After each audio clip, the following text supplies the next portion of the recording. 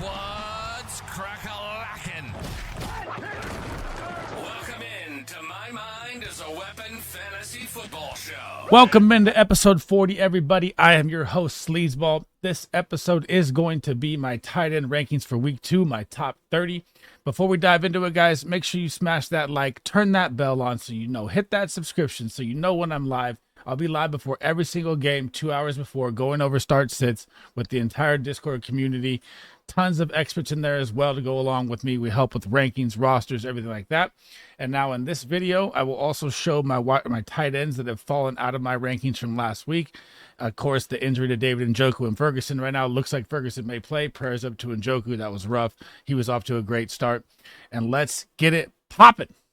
So here is my board, guys. At the top, you're going to see the ballers tier. These are my must-start tight ends. Tier 1, Tier 2, Tier 3, Tier 4, Tier 5. Now, at the bottom, you see David Njoku on IR. Two players I've taken out of my top 30, Taysom Hill. I don't like playing the, riddle me this game. He played 32% of the snaps. Not enough for me to even think about starting him. And Luke Musgrave, I've been saying it the whole time. Tucker Kraft looked better. Tucker Kraft is better. I think it's going to be rough for Luke Musgrave the rest of the way. Now, you guys also have to remember week 1 was like an anomaly week for tight ends. All the superstars didn't show up. So all the rankings are very skewed right now. They will come back to normal here in a couple weeks. I cannot believe how week 1 went. No superstar even scored like 7 points. And the one in double digits was Kyle Pitts. So here we go. We're going to tee it off. Number 1 this week is my guy, Trey McBride, that I've had as my tight end 1 all season long. Now, he was the second most targeted tight end last week. He had 9 targets, didn't convert a lot of them. Obviously, you saw his points in production in the game. He still finished as a top 10 tight end. He had 8 points in the game. But Kyler Murray looked like a little off, or I don't know what was going on. Like I said, when teams travel to the East Coast games in Buffalo, it was just a rough, weird game. Like Marvin Harrison wasn't even targeted at all, really. And he was wide open in the end zone. I think Trey McBride back at home here is going to bounce back against a very beatable Rams defense here. Number 2 is my favorite buy low right now tight end. Everyone is on this Isaiah Likely hype train. Mark Andrews was taken out of the game by the Chiefs. The Ravens also took Travis Kelce out of the game. You saw them being bracketed. So let's talk about them both together at the same time. I have Mark Andrews for a bounce back at number 2 against the Las Vegas Raiders, and Travis Kelce as my number 4 against the Cincinnati Bengals. Mark Andrews is going to feast in this game. The Raiders cannot do what the Chiefs did. They do not have the coaching staff. They don't have Spagnuolo's brain. They don't have the players on the secondary. They just do not. And I know he's pissed off, and he's going to bounce back 100% this week. And if you have a chance to go buy him, I would go buy him right now, because there's no way that Isaiah Likely is going to be the leading 12-target tight end guy on this team. I just don't buy it. And if it happens for the next 3 to 4 weeks, I'll say I'm wrong. I'll be like, all right, Isaiah, I don't think Isaiah Likely is going to go away by any means. I just don't think he's going to have these blow-up games like he just had. And I think a bunch of people are going to waste tons of money on the waiver wire, and you're going to find out that Mark Andrews is still an elite tight end. Number 3 is going to be Sam Laporta. This man is just consistent, man. Yeah, he only saw 5 targets last week. It was a weird matchup with the Rams. I mean, I was very impressed with how Sean McVay played the whole game. Their defense was supposed to be bad. They played great. Their offensive line was terrible. They still moved the ball. It was like one of those McVay coach games where it's just genius. And Sam Laporta still, was tight end, I believe 8 on the week. He still had 8.5 points. Now he gets Tampa Bay. It could be a big blow-up game for him here. I expect him and Amon-Ra's got to bounce back too. I expect them both to have a big game here, and he'll be back in the good graces of tight ends in this week. Rounding it out, did you ever think you'd see it, man? Kyle Pitts is in my baller tier for tight end. And you have to also realize this. Yes, he was one of the guys that caught a touchdown to go along with like Foster Moreau and Chigakonkwo. Like none of the guys scored tight end or touchdowns. It was crazy. So Kyle Pitts also in that game had a 45-yard wide open run down the sideline called back. He would have probably, had a 100-yard game, which would have been crazy. And he looks like it may be the Kyle Pitts breakout season may be here. Kirk Cousins did look a little sluggish. He looked slow in the pocket. His footwork was terrible. I've seen the videos. It's a little nerve-wracking, but they get Philly Monday night. Philly secondary is very, very young. They're very beatable. They just got torched by Jaden Reed. Jaden Reed's the number 1 wide receiver in fantasy football right now, and they exploded on him. So this game should be a heavy, heavy dose of Kyle Pitts and Drake London. And I love Kyle Pitts as a start this week. Number 6 is Kittle Diddle Diddle down the middle, George Kittle. Monday Night Football against the Jets. The game kind of got away, right? If you watch the game, the Niners just pounded the run all the way down their throat the whole game. Jordan Mason show 100%. And I firmly believe that CMC is not going to be out here in this game. And the Vikings up front are better than people think. So coming into this week, I think you'll see a lot more Kittle if the game can stay in hand. Again, the Niners could blow him out here. This is a risky call to put him in my baller tier because if the Niners get ahead, you'll see the same thing. You'll see the Jordan Mason show, and you'll need a Kittle touchdown early, to secure your week for a touchdown point for a tight end. But I'm still going to keep him in the baller tier until I feel like CMC is healthy. The other guys' usage are going to go up, and I just don't see CMC coming back against the Vikings when you saw how good Jordan Mason looked.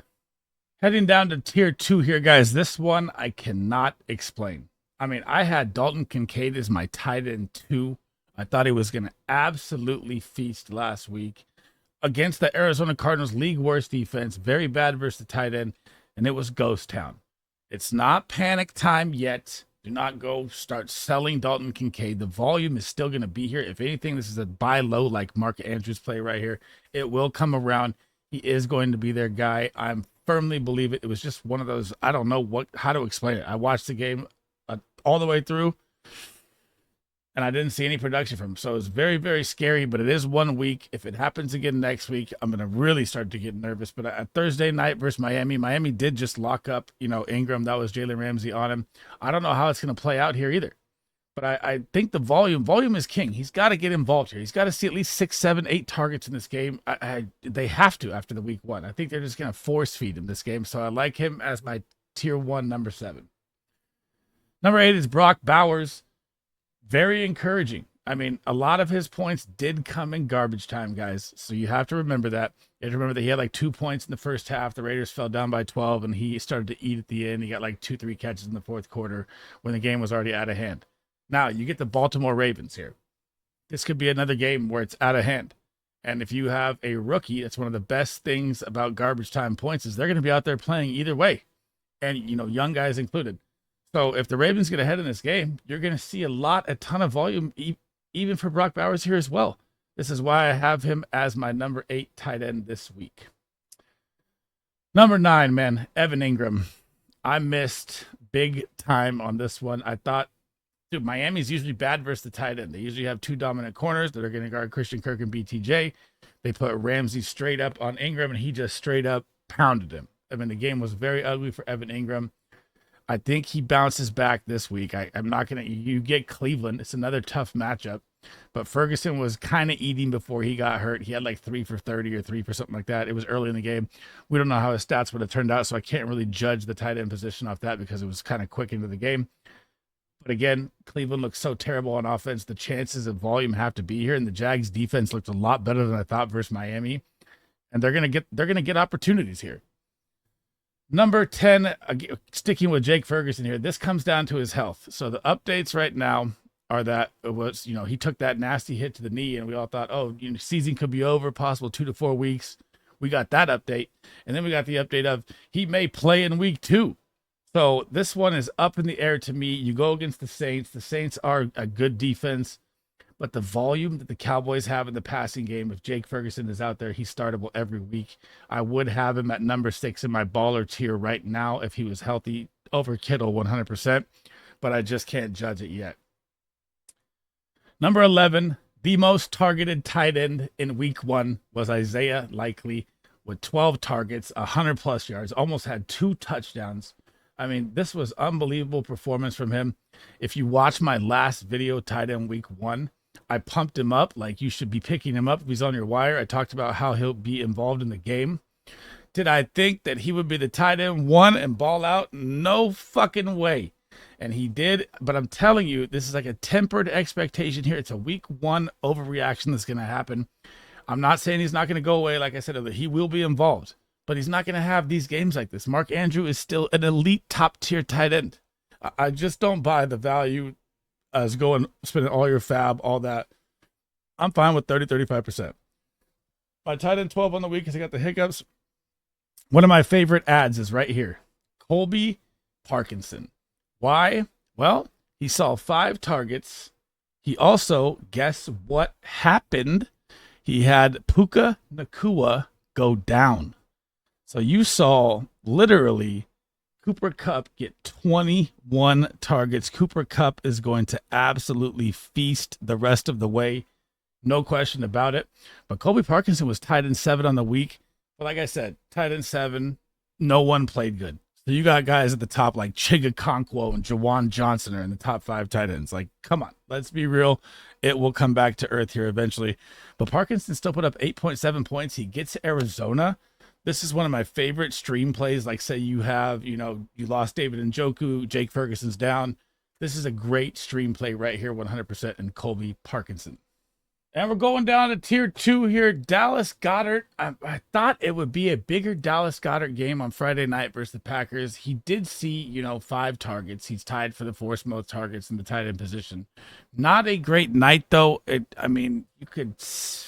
was looking for Kellen Moore to get him involved a lot more. He still had 7.1 points. He was still tight end 12. Am I ever happy starting Dallas Goedert at the tight end position? He's on that fringe of yes and no. And now you get the Atlanta Falcons. Their defense got a lot better. I thought Pat Freiermuth would eat last week with Justin Fields at quarterback instead of Russell Wilson, because Russell Wilson never targets his tight ends. And Pat Freiermuth did nothing against the Falcons. So I'm lowering Dallas Goedert in my rankings right now. He's at 13. I'm not even he's like touchdown dependent at this rate. I need to see more from him to put him back where I had him last week, but I'm going to leave him here at 13. Hunter Henry, man, the flop of all flops. He only saw 3 targets versus the Bengals. 3. They ran Ramondre into the ground. I didn't think at all. I mean, I'm not going to lie. I didn't think the Patriots would be in this game. And why I still have Hunter Henry ranked high is because I think they're going to be behind.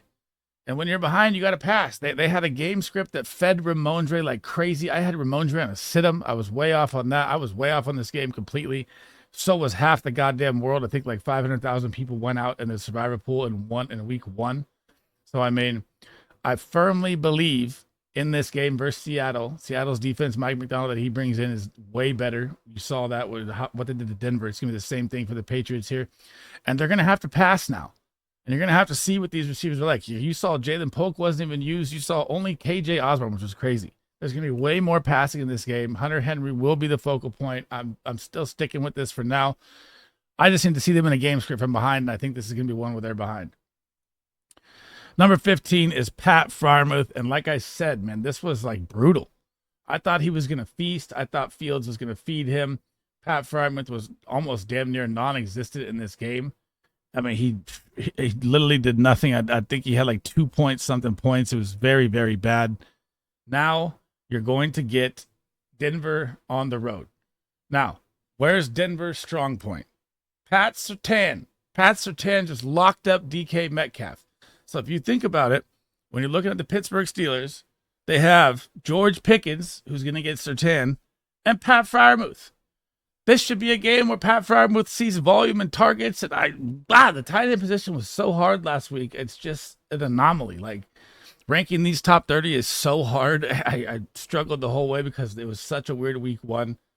But I'm grinding through it anyways. And it's just been crazy, man. Tier 3 here, like I was just saying, this is where like the rankings get really, really, like you're playing DFS ball here. Like I'm trying to get the guy that hits the touchdown, and that's about it. So I'm like playing percentages here. Dalton Schultz is going to be my tight end 16.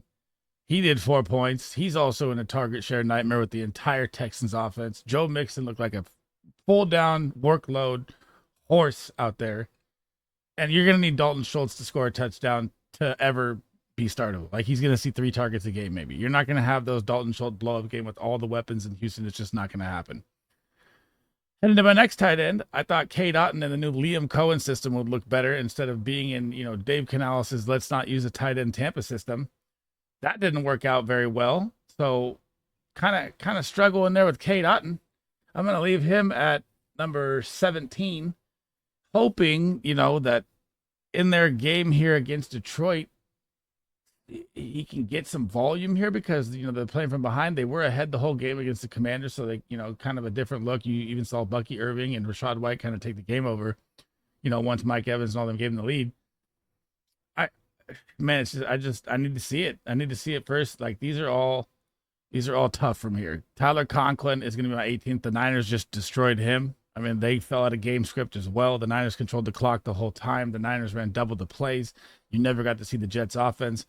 And Tyler Conklin's been a tight end that averages like 600 yards a year.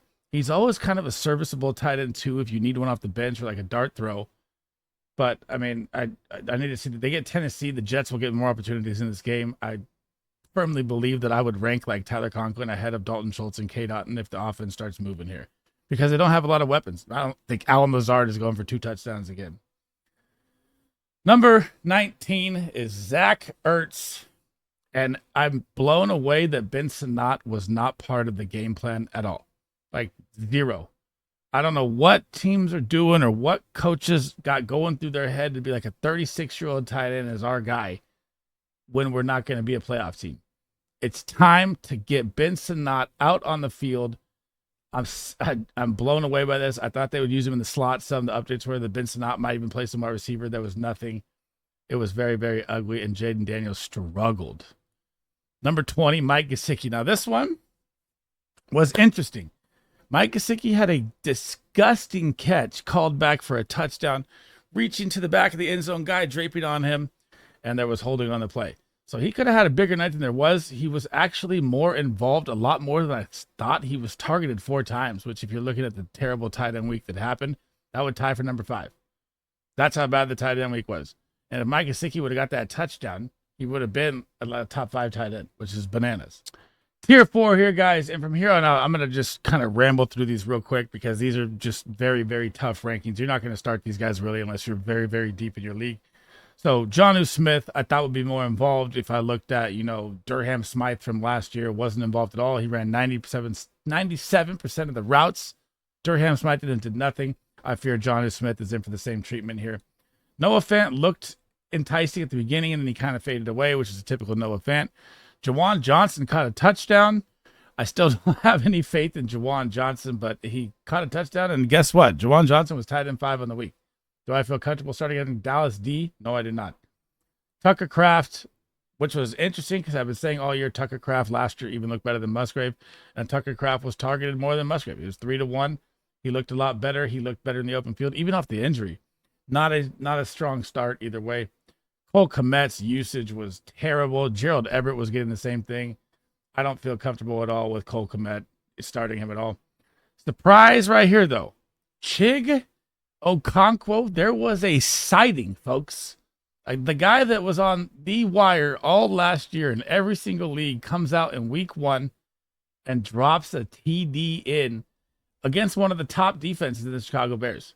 This was kind of interesting to me. It was a great athletic catch, too. It was out of this world. It was bonkers, but his usage was still absolutely terrible besides that, and I don't feel comfortable at all with him. Greg Dulcich pissed me off. He was one of my deep, deep sleepers. I thought that he'd see more volume with the Denver Broncos playing from behind, and the Denver Broncos are going to play from behind all year. This could change, but, man, I don't want anything to do with the Denver Broncos offense, period. I don't want to start any single one of them, anything about them for the rest of the season already, and that's not an overreaction to week 1. Number 28, Dawson Knox was used more than Dalton Kincaid. One of my buddies, Big Draft Energy, literally called this. It's absolutely a bonkers call. I don't understand how it even made any sense, but it did. I don't expect this trend to continue. Can he be a guy that falls into the end zone DFS style? Yeah. But if you look at it, I mean, Dalton Kincaid had 2 targets and Dawson Knox had 2 targets. It wasn't like it was some crazy showing. He just had a catch and Dalton Kincaid did not. So, I mean, it was just terrible all the way around. Theo Johnson. Now, this one is interesting to me. He did see 4 targets. He outplayed Bellinger. He looks like he's going to take this role. Now, in a Giants offense that's like Denver, that's always playing from behind, it's like a Greg Dulcich thing to me. There could be a chance at volume here. We just got to let it develop. He is a rookie. It was his first game. I just want to see the rest, but he is an interesting one that I'm keeping my eye on a lot more than the other ones.